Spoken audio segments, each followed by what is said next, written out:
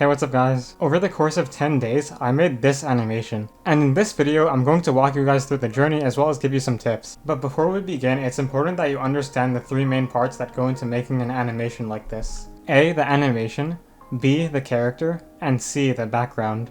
Let's first talk about how I even got inspired to make this animation. I stumbled across this video by Lucia PM of her playing the guitar.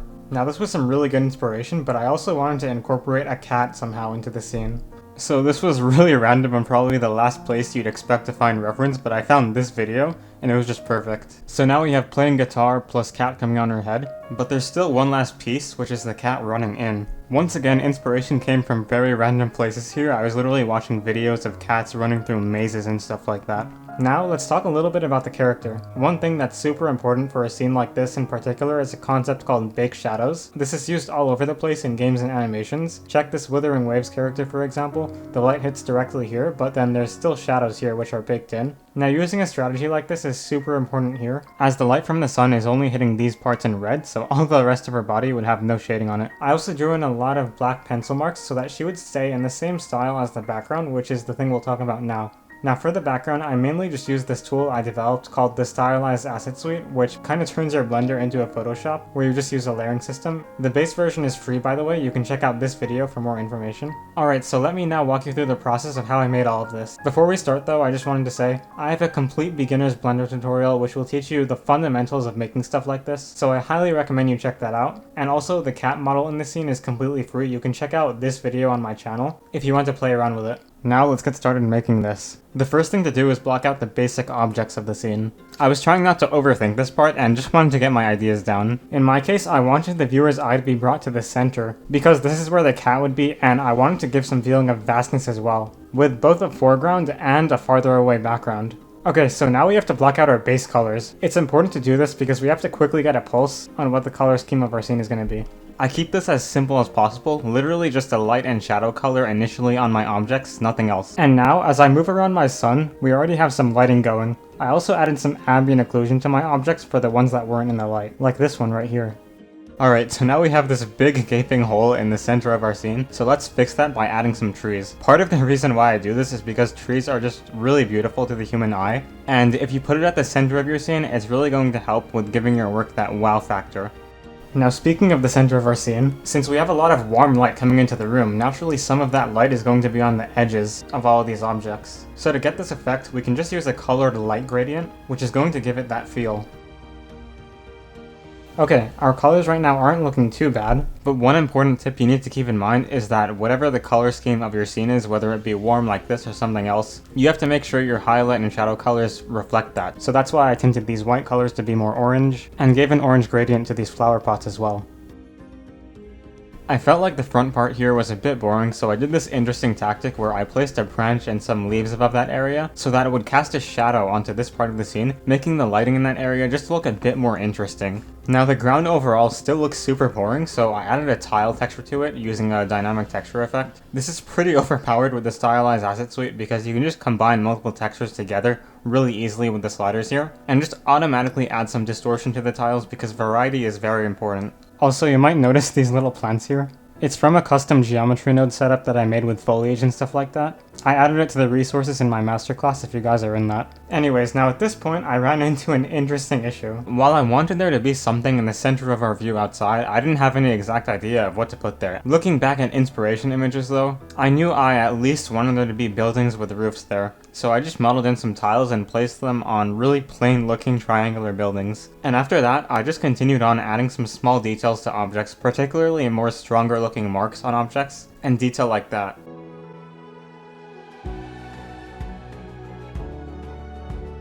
To save time, I also tried to reuse some old assets like this olive oil bottle and also this bookshelf, but didn't really work out that well, so yeah. But besides that, at this point, I just continued adding details throughout my scene. Things such as lamps, flower pot detailing, more flower pot detailing, pink flowers, which I eventually turned red, super cool looking leaf veins, and okay, this is a little bit different from those other things, but I also made windows and balcony fences so I could place them on the buildings, which help it look a bit cooler. Alright, so one more issue now is we have all these buildings, but behind them is just still super boring. I could model a mountain and do all sorts of nonsense, but why not just make it simple? Let's go to a site with free to use images, download one, and just place it in the back. Work smarter, not harder. Just scale and flip and do whatever to it until it looks good. Alright, at this point we now have something that looks pretty beautiful. I did want to add some clouds though. I actually painted my own clouds, which was probably unnecessary. I could have just found a free to use clouds picture and touched it up a bit, but I was feeling a bit creative. Alright guys, it's now time to make the character. To save time, I started from a base mesh that I made previously. Making her was interesting for me as I really had to make sure I stayed in the line with the style of, well, the rest of our scene. So that's why I made decisions like outlining the eyebrows or adding these sketchy marks in the face. It was just to help better make sure that the environment and our character felt the same. Now for the hair, I didn't go too crazy, but I did give it a nice gradient and some nice shading. Even a texture overlay as well. The Stylized Asset Suite actually has a feature now called Light Masks where you can automatically calculate the baked-in shadows, but I'll talk about that in a future video. And it's also something I talk about a bit in my masterclass. Now for the clothing. I kept it simple overall and just modeled on top of her body. You might be wondering why I made a skirt here. Well, at first that was the plan, but when I posed her, I realized the skirt just didn't make any sense for this position. So there went all of my beautiful shader work. Damn. But besides that, I drew in those baked shadows I said were important. I also made sure to use black to draw in certain sketch marks, which helped it to look cooler. And repeated this process throughout the whole outfit.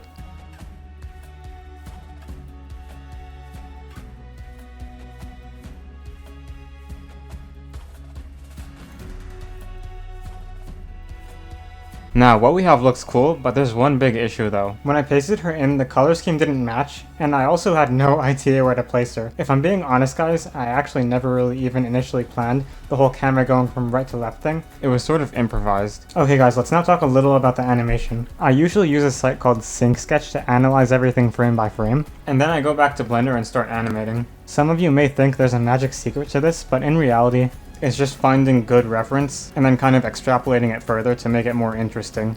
Keep in mind, with animating, oftentimes you want there to be a lot of contrast between your poses, particularly when there's jumping and stuff like that, as you can see with the cat here. I didn't have any direct reference for how her arm and the guitar is supposed to react to the cat jumping on top, so that was like really hard to do. But overall, I think I pulled it off. Another thing I realized is cats when they're running have this really up and down motion, so I had to replicate that as well.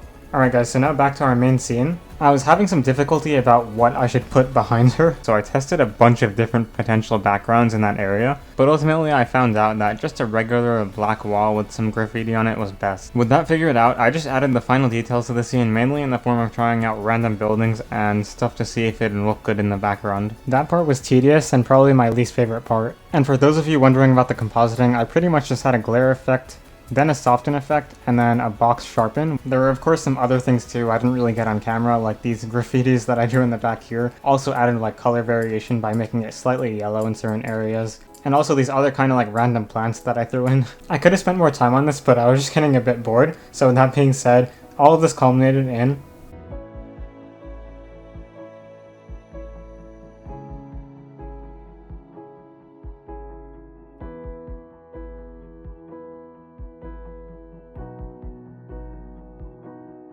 That being said guys, if you're someone who wants a clearer path to learning Blender, check out my masterclass on ukiogirls.io. This is a place where you'll learn to make beautiful scenes, anime style characters, and so much more even if you're new to Blender. This is a resource I absolutely wish I had when I was starting out because it basically just condenses all of the methods in making high quality stylized 3D art that I've learned through trial and error over multiple years. See, making amazing art like this comes down to two things, technical skills and observational skills, and I teach you both of these in the masterclass. So you'll learn both how to use Blender efficiently as well as how to make art that actually looks really amazing. So if that sounds like something that interests you, check out ukiogirls.io. What's even more insane about this is there's literally an art feedback channel where you can get direct feedback on like what your art and what to change from me. Like for example here, this guy, he was working on something, asked for some feedback. I literally recorded him a video telling him what to change, and he made some cool changes. Not just that, but if I go up even more, you can see one member was asking about their character. I gave them all this advice and they turned it from that into this. And back when he first joined, his characters looked like this. You can see another member here asking for advice, and I just like basically go through your art and tell you like what to improve. So there's like hardly any other community like this, and this is in addition to the course that you get, which is on its own worth a lot with just how much value there is and how much time I've put into making it. There's also a direct help channel where you can get help with like whatever you want. Alright guys, thank you so much for watching and have a great day.